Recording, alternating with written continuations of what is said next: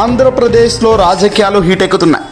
తాజాగా చంద్రబాబు నాయుడు గారు కొత్త ఎత్తులకు పై ఎత్తులు వేస్తూ మాజీ ముఖ్యమంత్రి వైఎస్ఆర్సీపీ పార్టీ అధినేత జగన్ గారిని అడ్డంగా ఇరికించబోయే ప్రయత్నంలో తనకు తాను ప్రజాక్షేత్రంలో అడ్డంగా ప్రజల ముందు ఇరుక్కుపోతున్నాడు, దొరికిపోతున్నాడు అంటే ఖచ్చితంగా అవును అనే సమాధానం వస్తుంది.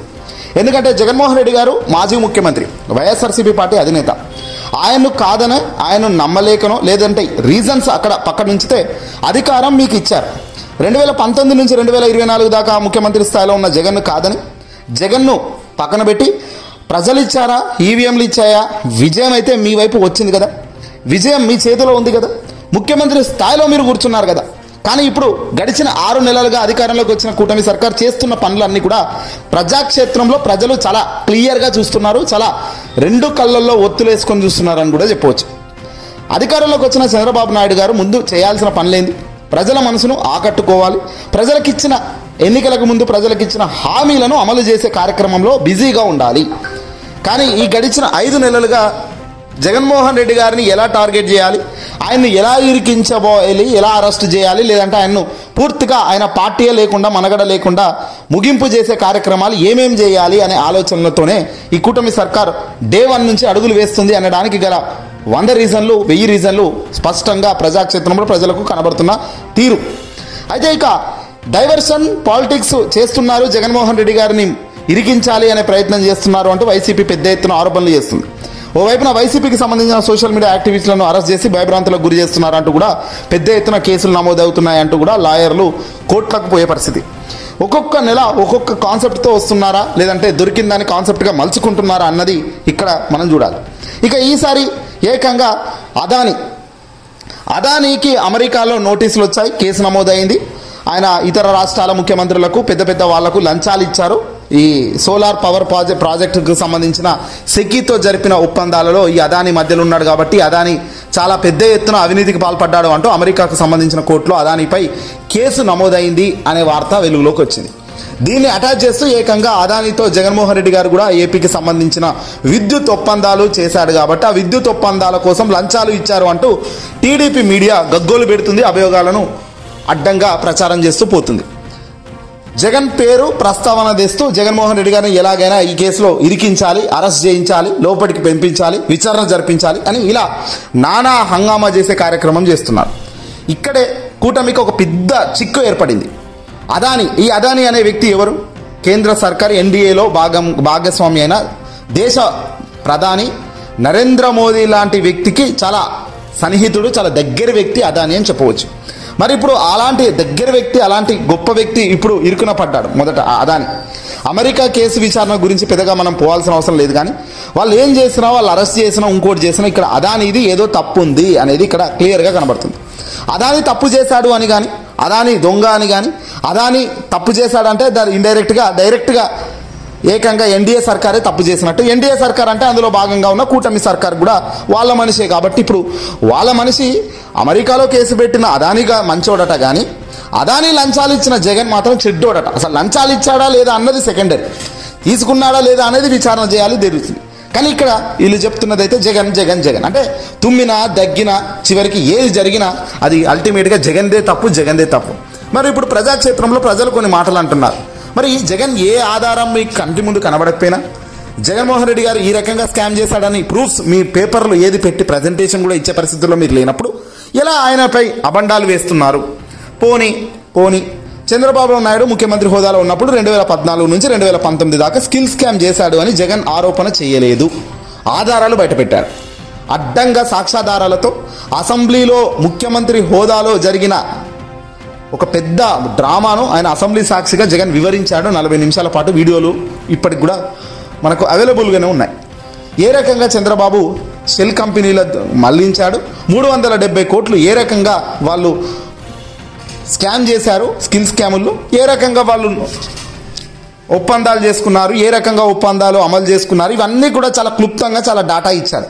పోనీ జగన్ ఇచ్చిన డాటా అంతా ఉత్తదే ఫేక్ అయితేనేమో ఆంధ్రప్రదేశ్ సిట్ ఉంది, కేంద్ర దర్యాప్తు సంస్థలు వచ్చాయి, సిఐడి లాంటి, ఈడీ లాంటి దర్యాప్తు ఎన్ఫోర్స్మెంట్ డైరెక్టరేట్ లాంటి పెద్ద సంస్థలు వచ్చాయి. చివరికి ఈడీ కూడా తేల్చేసింది ఏందయ్యా అంటే 150 కోట్లు ఇప్పుడు వాళ్ళు రికవరీ చేశారు డబ్బు కూడా. అంటే ఇక్కడ జరిగింది అవినీతి అనేది క్లియర్ కట్గా తేలింది. మరి ఇది మాత్రం అవినీతి కాదా? మరి ఇది మాత్రం నిజాయితీ నిర్మోహమాటంగా చేశానని ఒప్పుకుంటావు. కానీ ఇది మాత్రం పక్కన పెట్టి ఎలాంటి ఆధారాలు లేకుండా 1700 కోట్లు అదాని ఇచ్చాడు, జగన్ తీసుకున్నాడు. విద్యుత్ ప్రాజెక్టులకు సంబంధించి ముడుపుల వ్యవహారంలో మాజీ ముఖ్యమంత్రిగా ఉన్న జగన్కు అదాని ఏకంగా భారీ ఎత్తున 1700 కోట్లు లంచం ఇచ్చాడు. ఆ లంచం జగన్ తీసుకున్నాడు. కాబట్టి జగన్ను విచారించాలి, జగన్ను లోపటేయాలి. అదాని సంగతి దేవుడెరుగు. ఎందుకంటే అదానిని విమర్శించినా, అదానిని ఏమైనా తిట్టినా అది కేంద్ర పెద్దలకు ఇబ్బందికరమైన అంశం. ఆ కేంద్ర పార్టీతో జతగట్టి ఉన్న ఈ కూటమికి కూడా ఇబ్బంది అయ్యే పరిస్థితి, పొజిషన్స్ వస్తాయి. కాబట్టి చాలా చాకచక్యంగా, చాలా తెలివిగా, చాలా ప్లాన్డ్గా కేవలం జగన్ జగన్ జగన్ అంటూ జగన్నే ఇబ్బంది పెట్టే కార్యక్రమం చేస్తూ జగన్ను తిడుతున్నారు తప్ప వాస్తవం ఏంటి, అక్కడ జరిగింది ఏంటి, అసలు విద్యుత్ ప్రాజెక్టులు ఏంటి అని చూస్తే ఇక్కడ ఇది ఇంకో డిఫరెంట్ యాంగిల్ ఇక్కడ కనబడుతుంది. అసలు విద్యుత్ అనేది ఏంటి? Solar energy corporation of India అనేది సెకీ అంటారు దీన్ని. ఇది భారత ప్రభుత్వ ఇంధన మంత్రిత్వ శాఖ కింద పనిచేస్తున్న కేంద్ర ప్రభుత్వ రంగ సంస్థ. కేంద్ర ప్రభుత్వ రంగ సంస్థలో ఈ అదాని అనే వ్యక్తి సెకీకి సోలార్ ఎనర్జీ కార్పొరేషన్ డిస్ట్రిబ్యూషన్లో భాగంగా తాను ఒప్పందం చేసుకోవడం జరిగింది.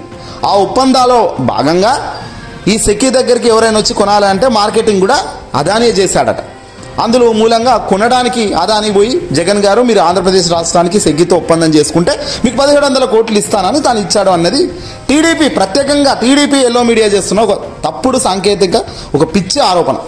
వాస్తవానికి యూనిట్కు ₹2.49 తాను తన రాష్ట్ర ప్రభుత్వానికి ప్రతిపాదన పంపించారు. అయితే ముందుగా ఇప్పుడు జగన్మోహన్ రెడ్డి గారికి ఇబ్బందే లేదు అనేటట్టుగా వార్తలు కూడా వస్తున్నాయి.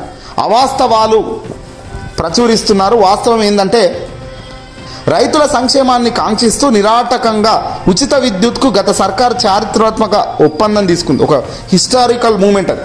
సౌర విద్యుత్ అత్యంత చౌకగా సరఫరా చేస్తామని కేంద్ర సంస్థ సెకీ ఆ రోజున ఏకంగా రాష్ట్ర ప్రభుత్వానికి లేఖ రాసింది. వాళ్ళంతటా వాళ్ళే జగన్మోహన్ రెడ్డి గారి సర్కార్ అధికారంలో ఉన్నప్పుడు ఈ సెకీ అనే కేంద్రంలో భాగంగా ఉన్న సంస్థ జగన్మోహన్ రెడ్డి గారికి వైఎస్ఆర్సీపీ పార్టీ అధినేత ఆయా రాష్ట్ర ప్రభుత్వం, ఆంధ్రప్రదేశ్ రాష్ట్ర ప్రభుత్వానికి లేఖ రాసింది. మేము చాలా అత్యంత తక్కువకు విద్యుత్ సరఫరా చేస్తామండి, మా దగ్గర మీరు తీసుకోండి, మీకు చౌకగా విద్యుత్ ఇస్తాము అని రాష్ట్రానికి సెకీ లేఖ రాసింది.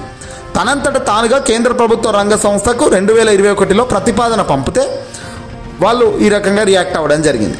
ఇక్కడ వీళ్ళ దుష్ప్రచారం మాత్రం చాలా భిన్నంగా, చాలా దారుణంగా కనబడుతుంది.